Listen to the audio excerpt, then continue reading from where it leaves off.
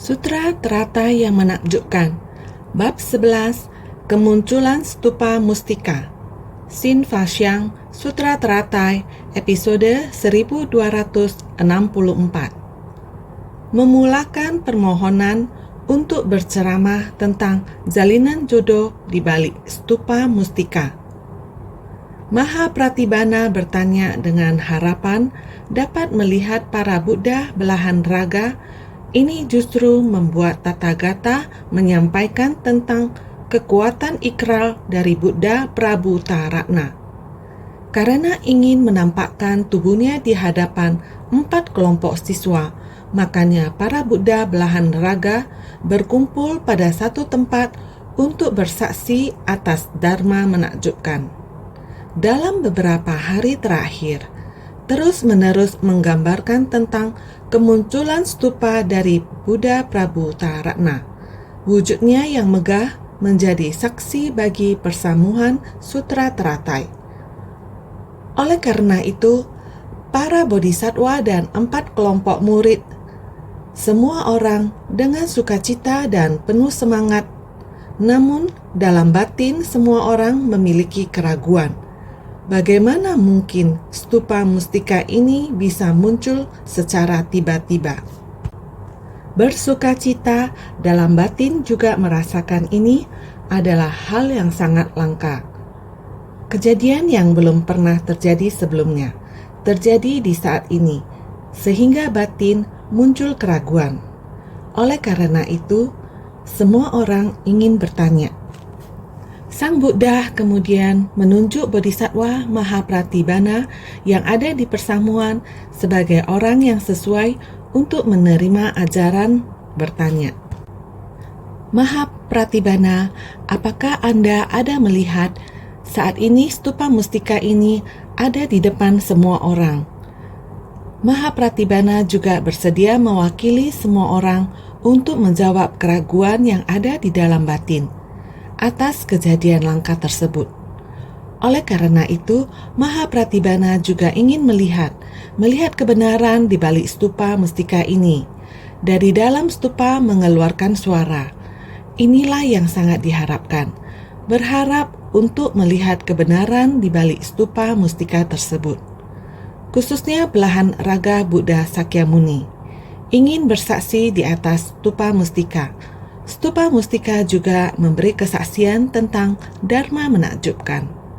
Maka Mahapratibana datang memohon dan bertanya pada Buddha. Ini adalah waktu yang tepat bagi Tathagata untuk menjelaskan stupa dari Buddha Prabhutarana dan ikrar Buddha Prabhutarana di masa lampau. Buddha Prabhutarana telah mencapai kebuddhaan pada kalpa tak terhitung sebelumnya. Tetapi sebelum memasuki parinirwana, berkata kepada murid-muridnya, bangunlah stupa untuk saya, sehingga keseluruhan tubuh saya dapat tinggal di dalamnya. Berikrar di belahan dunia manapun, tempat di mana ada diajarkan Sutra Teratai, stupa saya akan muncul di persamuan Sutra Teratai tersebut untuk bersaksi yang dikatakan Sang Buddha waktu itu. Sutra Teratai adalah dharma kaya dari Buddha, adalah obat mujarab untuk menyelamatkan dunia. Ini adalah ikrar Buddha Prabhutarana. Di setiap belahan dunia di mana Buddha membabarkan Sutra Teratai, stupa Buddha Prabhutarana akan muncul, bukan hanya di dunia saha. Pada saat Buddha Sakyamuni mengajarkan dharma, stupa mustika muncul. Tempat di mana setiap Buddha membabarkan Sutra Teratai dan stupa mustika akan muncul. Menurut dharma, stupa Buddha Prabhutarana ini adalah melambangkan sebuah prinsip. Setiap orang mendengar Sutra Teratai, dimulai dari bab pendahuluan, melihat Buddha memancarkan cahaya, tanda istimewa yang menyinari 18.000 tanah Buddha di bagian timur. Batin semua orang juga demikian, memperoleh apa yang belum pernah diperoleh sebelumnya. Di masa lalu, Buddha tidak pernah memancarkan cahaya dan menampakkan keistimewaan yang demikian. Cahaya menyinari hingga ke penjuru timur. Belum pernah terjadi sebelumnya. Mengapa kali ini seperti ini? Semua orang juga merasa belum pernah terjadi sebelumnya. Tetapi sekarang stupa mustika muncul. Merasakan keanehan ini belum pernah terjadi sebelumnya. Apa yang dimaksud dengan belum pernah terjadi sebelumnya? Saya belum pernah begitu bahagia sebelumnya. Prinsip yang sama. Di masa lalu belum pernah memiliki perasaan demikian. Sekarang memiliki perasaan demikian. Perasaan sukacita saat ini. Apa sebab dan kondisi di balik ini? Prinsip yang sama juga. Mendengar Dharma sejak awal tanpa henti, mendengarkan Buddha Dharma, dimulai dari Dharma ini secara perlahan dihayati dan dipahami. Isi dari Sutra Teratai secara berkelanjutan memahami kekayaan dari isi di dalamnya, di alam semesta dan alam Dharma.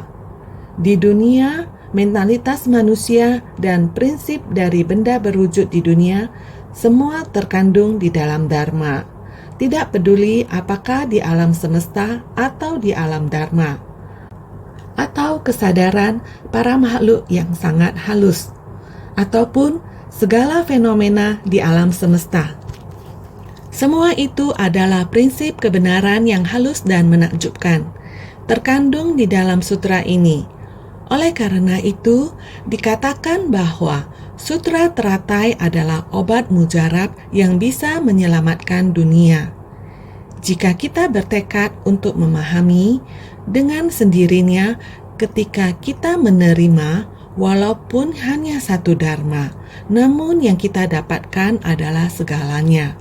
Sama seperti kita menggunakan mikroskop. Ketika kita melihat setetes air, mengandung berbagai jenis bakteri, sangat banyak. Tidak ada satu hal pun yang belum dianalisis, hingga nilai kebenaran demikian halus yang terkandung di dalamnya. Dalam ilmu biologi, kita dapat melihat semuanya. Ini ada di dalam mikroskop, dapat melihat yang kita tidak dapat lihat dengan mata kita. Tetapi dengan mikroskop dalam ilmu biologi, mikroskop dapat menunjukkan segalanya. Suatu kali ketika saya pergi ke rumah sakit Ceci Taipei, saat saya naik ke lantai 16, istri dari Bapak Shu, wakil kepala rumah sakit, yakni Profesor Su Yuan, kebetulan berada di dalam laboratorium, sedang bekerja melakukan penelitian. Kebetulan saya masuk ke dalam. Saat itu, dia sedang melihat ke dalam benda-benda yang ada di bawah mikroskop. Saat melihat saya masuk ke ruang laboratorium, dia berdiri, lalu berkata kepada saya, "Master, saat ini baru saja saya menemukan sesuatu. Apakah Master ingin melihatnya?" Saya jawab, "Bagaimana melihatnya?" Dia meminta saya untuk duduk dan melihat ke dalam mikroskop. Saya melihat ke dalam mikroskop dan setelahnya saya berkata, "Kamu pergi berwisata ke negara mana dan melihat pemandangan?" Dia berkata, "Tidak, saya tidak pergi kemanapun untuk melihat pemandangan." Lalu, ini adalah pemandangan dari mana? Kok bisa demikian bagus? Dia menjawab, "Master, ini bukan suatu pemandangan dari manapun. Ini adalah kondisi kehidupan dari bakteri yang sangat banyak. Silakan Master lihat lebih jelas lagi." Saya melihat lebih jelas dan memang benar. Bakteri ini terlihat seperti sebuah pemandangan dari dunia luar. Dengan mata biasa tidak bisa kita melihatnya. Dari bakteri itu bisa terlihat dunia yang halus dan takjub. Benar, ini adalah sebuah prinsip kebenaran. Kemunculan stupa mustika. Coba kita pikirkan, di dalam sutra, tingginya tertera 500 yojana dan lebarnya 250 yojana. Beberapa hari ini terus menjelaskan tentang 500 yojana ini. 1 yojana adalah 40 mil dan 500 yojana adalah 20.000 mil. Mengenai lebarnya stupa, itu adalah 250 yojana. Setengah dari 500 yojana yakni 10.000 mil. Negara dari Sang Buddha adalah kerajaan Kapilavastu, berjarak seberapa jauh dari puncak Burung Nasar, tempat di mana Buddha membabarkan sutra. Seberapa luas di tempat itu? Bagaimana mungkin puncak Burung Nasar bisa menampung sebuah stupa yang selebar 10.000 mil? Dengan stupa yang demikian lebar dan ketinggiannya juga sangat tinggi sekali. Tentu saja langit tiada batas untuk menampung tingginya stupa.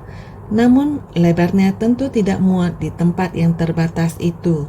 Tentu ini hanyalah sebuah gambaran saja, gambaran tentang ajaran, menggunakan sebuah gambaran wujud untuk mendeskripsikan ajaran ini, agar kita bisa memahami bahwa makna Dharma adalah yang tertinggi dan tiada tara.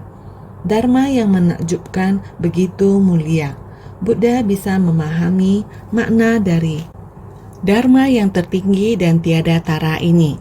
Ini karena beliau menghimpun kebajikan, harus memiliki kebajikan yang tinggi. Maka stupa adalah menunjukkan kebajikan. Ada suatu kali yang Arya Maugalyayana ingin menguji sebenarnya kebajikan Buddha seberapa tinggi. Jadi dia mengeluarkan kekuatan batinnya. Seperti ini untuk melihat praktek kebajikan dari Buddha sebenarnya seberapa tinggi. Tubuh Dharma dari Buddha sebenarnya seberapa besar. Dia menggunakan kekuatan batinnya untuk menguji tubuh Dharma dari Buddha. Demikian ia menunjukkan kekuatan batin. Terus naik hingga alam surga Trayastimsa. Seperti ini terus mengikuti tubuh Dharma dari Buddha. Terus naik tinggi dan naik tinggi hingga ke alam surga Trayastimsa. Masih saja tidak mampu untuk mengukur tubuh Dharma dari Buddha. Tubuh Maugalyayana meskipun telah tiba di tempat itu, beberapa dewa telah menemukan dia dan berkata, "Ini berasal dari mana? Mengapa ada seekor ulat gerayak di tempat ini?" Ada dewa yang mengatakan, tidak boleh menganggap remeh seekor hewan kecil. Sebenarnya di dunia saha, dia adalah di antara 10 murid utama dari Buddha Sakyamuni. Dia yang memiliki kekuatan batin nomor 1, yang Arya Maugalyayana. Pikirkanlah, tubuh dewa sangatlah besar, apalagi tubuh Dharma dari Buddha. Dunia manusia kita, tubuh kita di dunia saha, tubuh dari dunia manusia, sampai ke surga, seperti seekor hewan kecil, sama dengan seekor ulat, apalagi praktek kebajikan Buddha. Yang Arya Maugalyayana mencoba mengukur tubuh Dharma dari Buddha, sampai ke alam surga Trayastimsa. Kebajikan Buddha masih saja tak terukur. Tubuh Dharma dari Buddha, apalagi kita para makhluk awam, tetapi mengetahui makna dari stupa ini yaitu untuk menunjukkan kebajikan Buddha adalah yang tertinggi. Nama sebutan stupa, nama lain disebut menunjukkan kebajikan, yaitu orang yang memiliki sangat banyak praktik kebajikan barulah memenuhi syarat untuk memasuki stupa. Dahulu, ketika seseorang meninggal dunia, hanya biksu agung dan praktisi senior yang abunya boleh masuk ke dalam stupa. Zaman sekarang ini sudah menjadi suatu hal yang biasa. Abu siapapun dapat diletakkan di dalam stupa.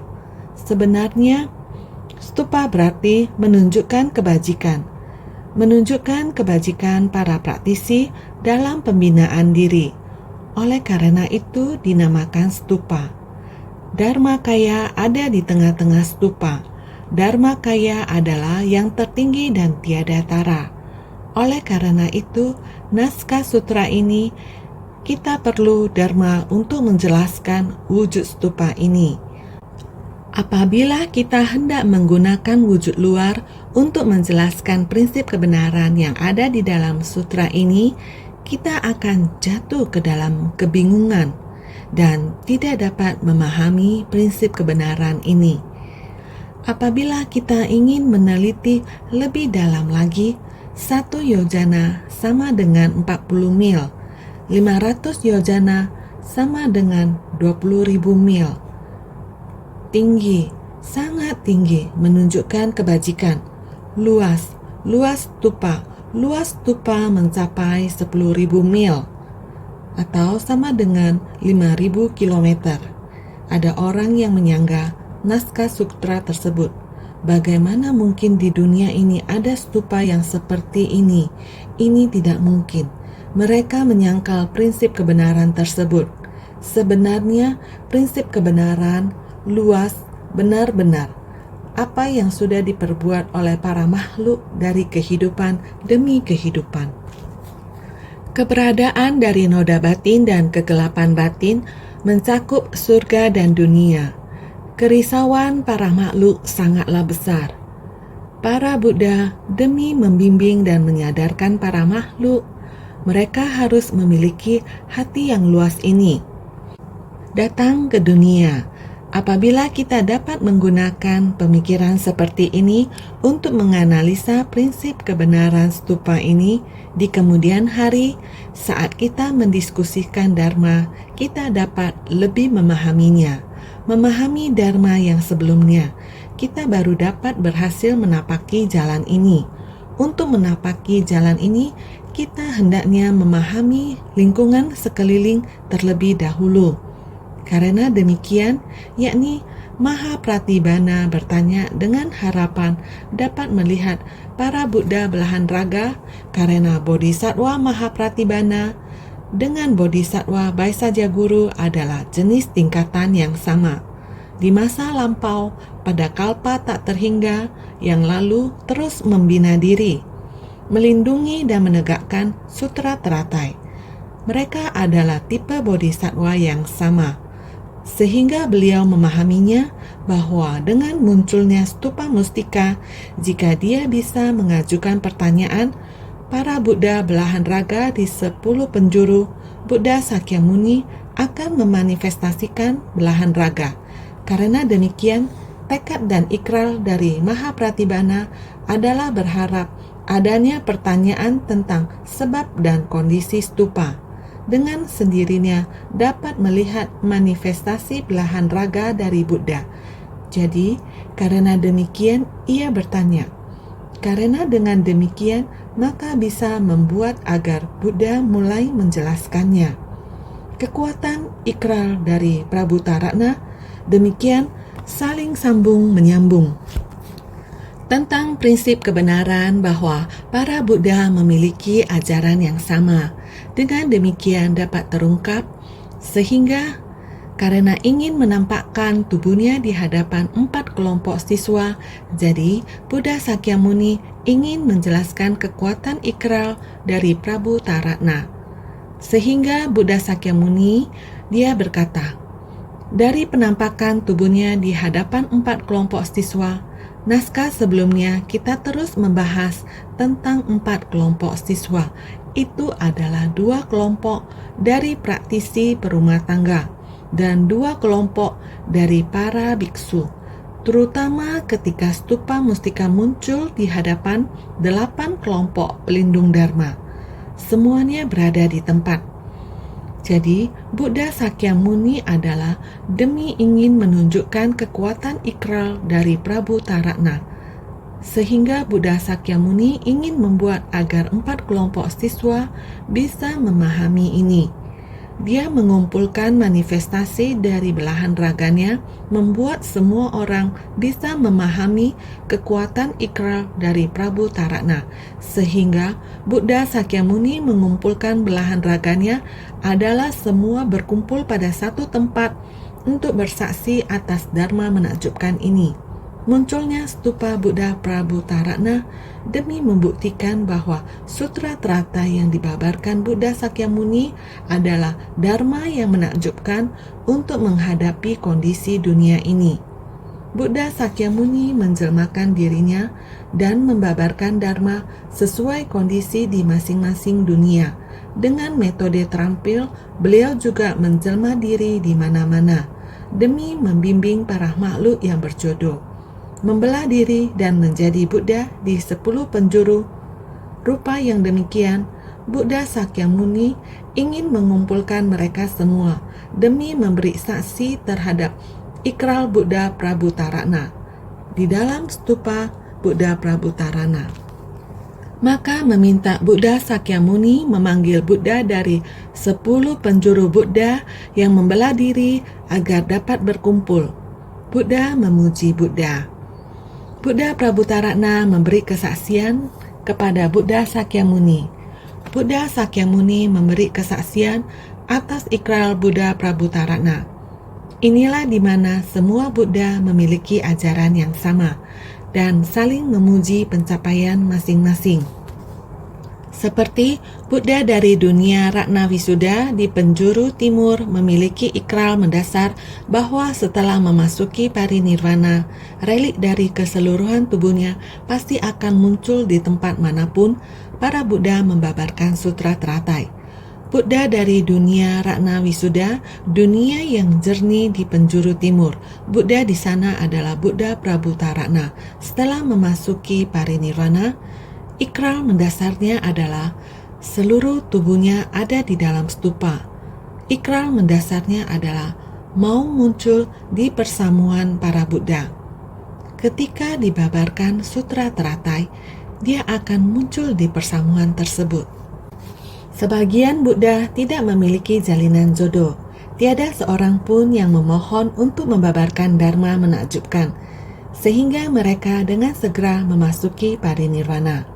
Seperti Bhagavan Prabhutarana di dalam Sutra Teratai, dikarenakan tiada seorang pun yang memohon, maka dirinya dengan segera memasuki parinirvana.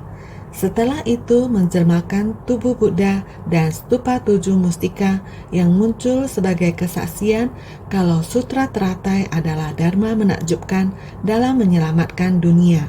Makanya muncul pada ketika itu.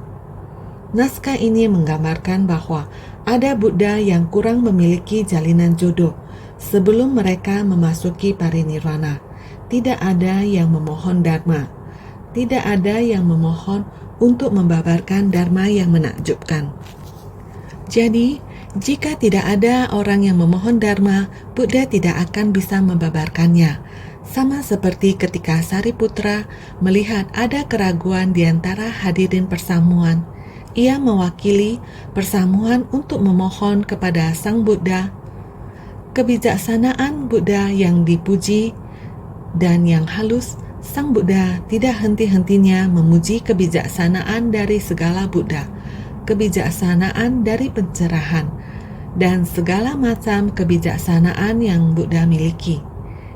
Di dalam bab metode terampil, Buddha tidak henti memujinya. Ketika tidak ada orang yang dapat memahami ini, Sariputra mewakili semua orang untuk memohon kepada Buddha untuk mengajarkan. Ia tidak hanya 1 kali memohon, bahkan 2 kali dan 3 kalinya memohon. Buddha barulah mulai mengajarkan sutra teratai. Ada Buddha yang tidak memiliki jalinan jodoh ini, sehingga tidak ada orang yang memohon kepada Buddha untuk membabarkan dharma yang menakjubkan ini. Dalam hal ini, mereka akan segera memasuki parinirvana.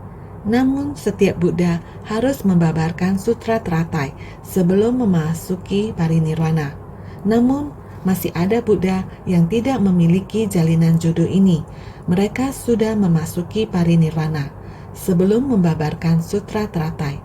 Namun mereka masih memiliki tekad sama seperti Buddha Prabhutarana di dalam sutra teratai. Buddha Prabhutarana juga demikian. Pada eranya, Sebelum Buddha Prabhutarana memasuki parinirwana, tidak ada orang yang memohon kepadanya untuk membabarkan dharma yang halus dan menakjubkan, sehingga ia berpesan kepada semua orang, "Setelah saya memasuki parinirwana, bangunlah sebuah stupa untuk saya, untuk menjaga tubuh saya dalam stupa. Ini adalah niatnya." Karena ia tidak membabarkan dharma, dimanapun ada yang membabarkan sutra teratai, ia pasti akan menampakkan wujud di tengah persamuhan itu. Jadi, setelah itu menjelmakan tubuh Buddha dan stupa 7 mustika yang muncul sebagai kesaksian. Kemudian, beliau dengan sendirinya akan menjelmakan tubuhnya, seperti stupa 7 mustika. Ini memberitahukan kepada kita bahwa setiap Buddha yang datang ke dunia ini, bahkan jika beliau tidak memiliki jalinan jodoh ini dan belum membabarkan dharma yang menakjubkan ini, bahkan jika beliau sudah memasuki parinirwana, masih harus kembali ke dunia untuk bersaksi bahwa sutra teratai adalah dharma yang menakjubkan, sebuah obat mujarab untuk menyelamatkan dunia. Semua Buddha memiliki ajaran yang sama, meskipun mereka mungkin kurang memiliki jalinan jodoh di masa lalu. Namun, sekarang mereka akan datang untuk memenuhi sebab dan kondisi yang dibutuhkan Buddha untuk membabarkan dharma dan membuktikannya. Jadi, ini adalah bukti bahwa ajaran sutra teratai adalah dharma yang menakjubkan yang bisa menyelamatkan dunia. Beliau datang untuk bersaksi atas pembabaran sutra teratai. Jadi, Buddha Prabhutarana harus melakukan ini saat sutra teratai dibabarkan. Ketika sebab dan kondisi sudah matang, stupa mustika akan muncul. Kita harus memahami prinsip kebenaran ini. Sutra sebelumnya mengatakan demikian. Pada ketika itu terdapat seorang bodhisattva mahasatwa yang bernama Mahapratibana, tahu akan keraguan di dalam batin dari dewa, manusia, asura, dan lainnya dari semua dunia. Dikutip dari Sutra Teratai bab 11, kemunculan stupa mustika. Keanehan yang belum pernah terjadi sebelumnya. Terdapat keraguan dalam batin setiap orang. Naskah sutra selanjutnya lalu berkata pada Buddha, saat ini Bodhisattva Mahapratibana akan mulai bertanya kepada Buddha. Sutra muncul nama Bodhisattva Mahapratibana. Bodhisattva Mahapratibana ingin bertanya kepada Sang Buddha, sehingga mengatakan, lalu berkata pada Buddha, Bhagavan, apakah jalinan jodohnya sehingga stupa mustika ini muncul dari dalam bumi, serta dari dalamnya mengeluarkan suara ini? Dikutip dari Sutra Teratai bab 11, kemunculan stupa mustika. Bodhisattva Mahapratibana memohon ajaran kepada Buddha Sakyamuni. Sebab dan kondisi yang seperti apa ini, mengapa begitu istimewa? Mengapa? Mengapa terdapat stupa mustika yang muncul seperti ini? Sebenarnya jalinan jodoh seperti apa? Ini menanyakan jalinan jodoh. Semua orang harus memahami dari mana stupa mustika berasal. Muncul karena jalinan jodoh yang seperti apa. Ini harus merujuk pada tujuan utama Buddha. Lalu berkata pada Buddha, Bhagavan, apakah jalinan jodohnya sehingga stupa mustika ini muncul dari dalam bumi? Apa kondisinya? Ingin tahu akan asal mula daripada stupa mustika. Benar-benar menunjukkan satu tujuan pokoknya. Para Buddha muncul di dunia karena satu tujuan utama. Stupa mustika Buddha Prabhutarana muncul juga karena memiliki jalinan jodohnya. Buddha Sakyamuni muncul merespon dunia, juga sama halnya memiliki satu tujuan utamanya, yaitu harus memahami jalinan jodoh ini, serta dari dalamnya mengeluarkan suara ini, serta dari dalam stupa mengeluarkan suara pujian yang keras dan menakjubkan. Tidak hanya kemunculan stupa mustika, dari dalam stupa mengeluarkan suara pujian yang langka yang ditanyakan oleh Bodhisattva Mahapratibana, mengandung 3 maksud.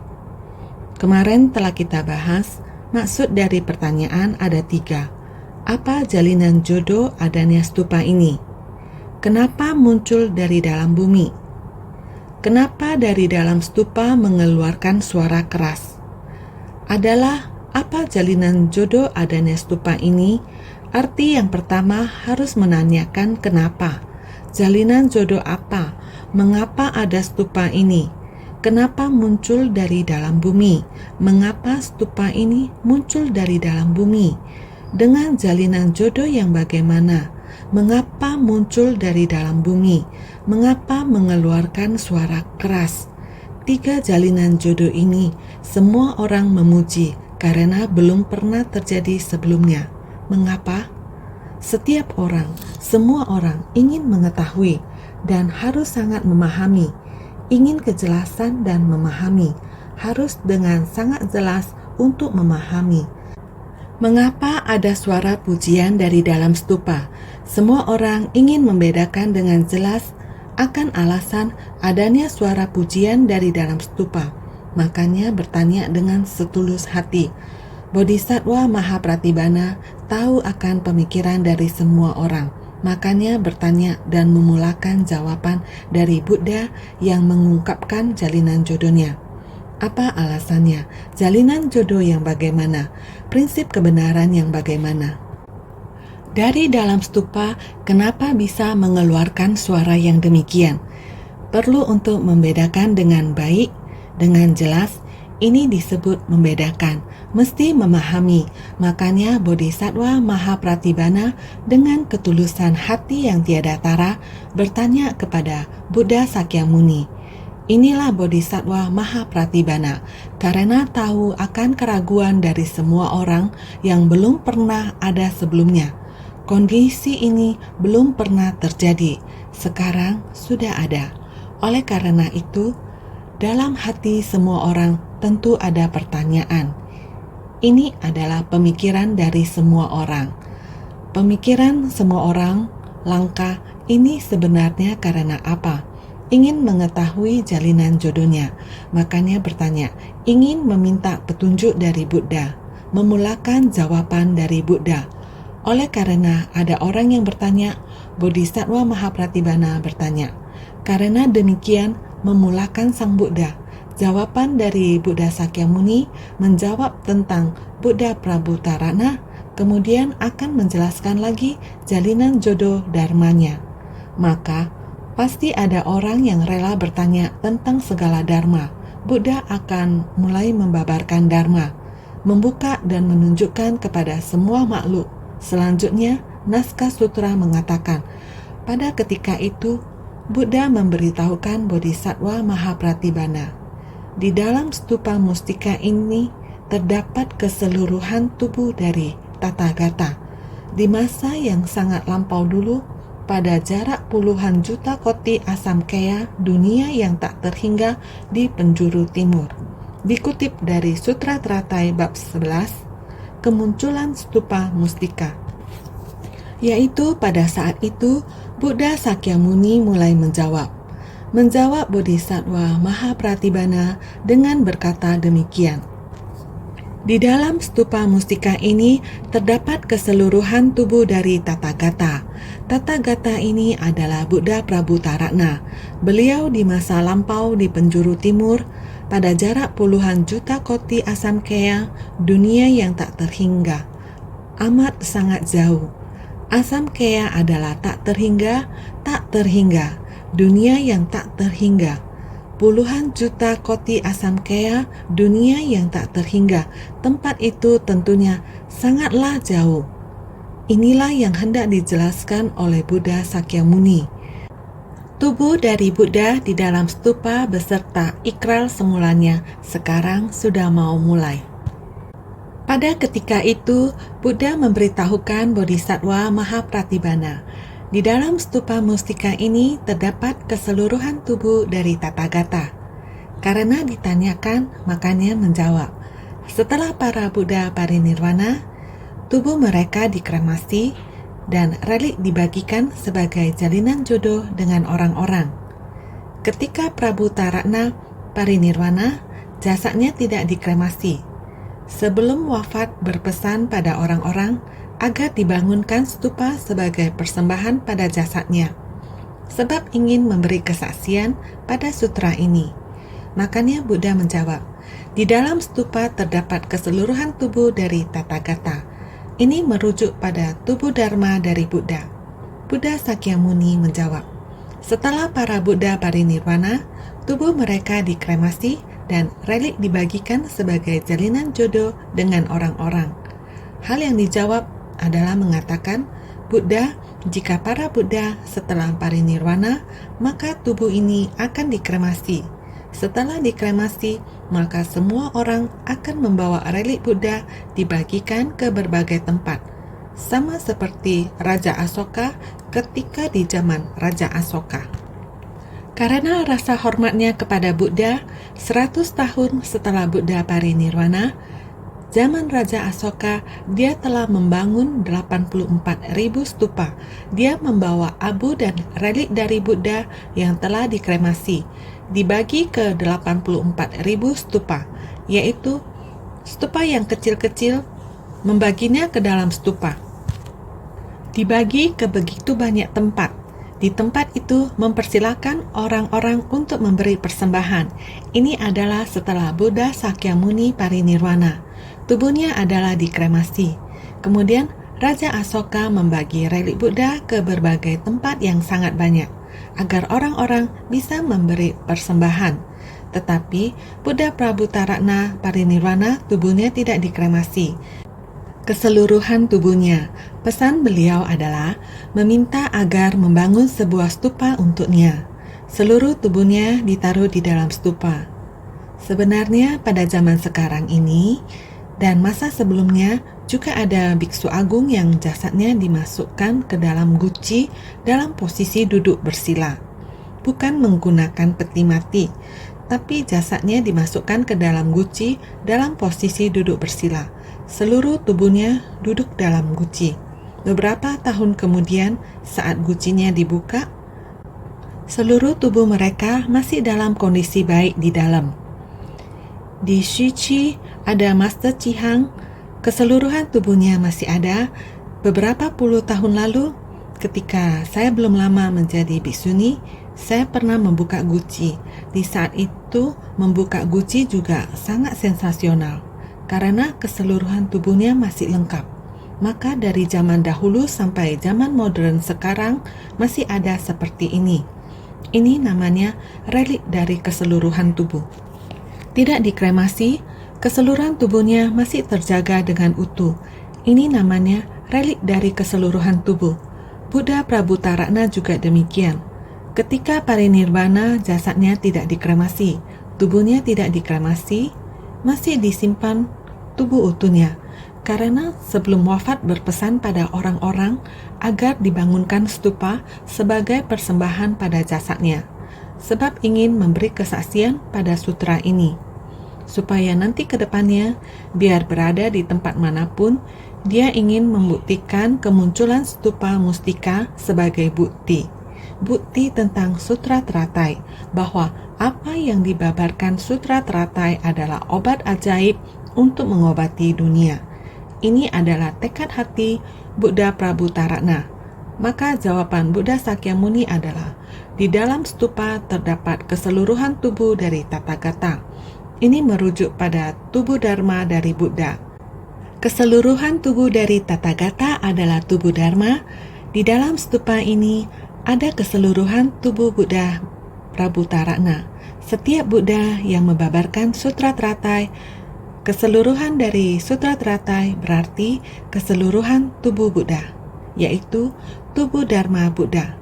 Maka dikatakan, di masa yang sangat lampau dulu, pada jarak puluhan juta koti asamkaya, dunia yang tak terhingga di penjuru timur. Pada kalpa yang sangat lama dan jauh dulu, di dunia pada penjuru timur. Pada masa lampau yang sangat jauh, koti yang tiada terbatas, melewati dunia dalam koti yang tiada terbatas, tempat yang begitu jauh, masa yang sudah demikian lama dan jauh, masa yang begitu lama, tempat yang begitu jauh. Buddha Prabhutarana di dunia itu, dia dengan kekuatan ikralnya, waktu yang begitu lama, tempat yang begitu jauh, stupa ini datang dari tempat tersebut. Tiba-tiba muncul di persamuan ini. Prinsip kebenarannya ada di mana? Benda yang berwujud muncul di sanakah?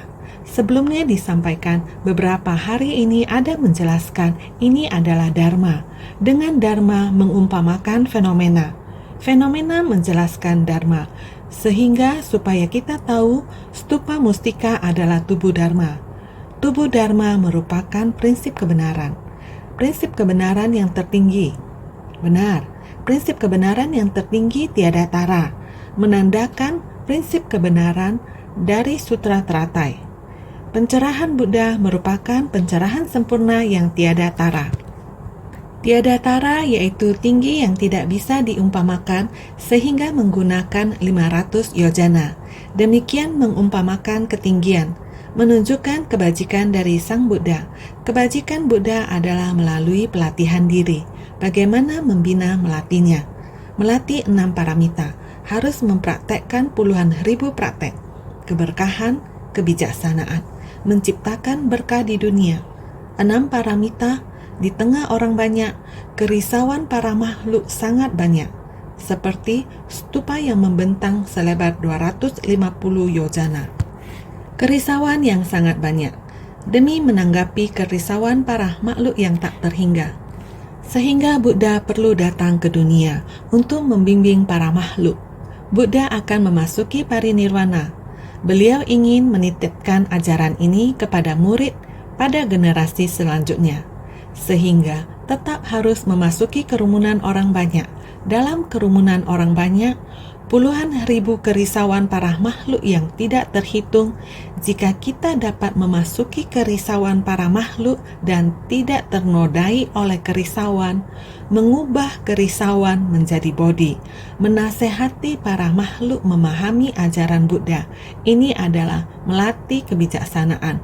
Dalam kerisauan para makhluk memunculkan kebijaksanaan kita, sehingga 6 paramita dan puluhan ribu praktek, 20.000 praktek, bukan hanya 10.000 praktek, adalah 20.000 praktek, sehingga puluhan ribu praktek berkah, puluhan ribu praktek kebijaksanaan dicapai dengan 6 paramita. Di antara para makhluk, kerisauan selebar 250 yojana tercipta dari 25 alam keberadaan kerisauan, sehingga semua orang harus mendengarkan dharma, harus bersungguh-sungguh dan senantiasa lebih bersungguh hati.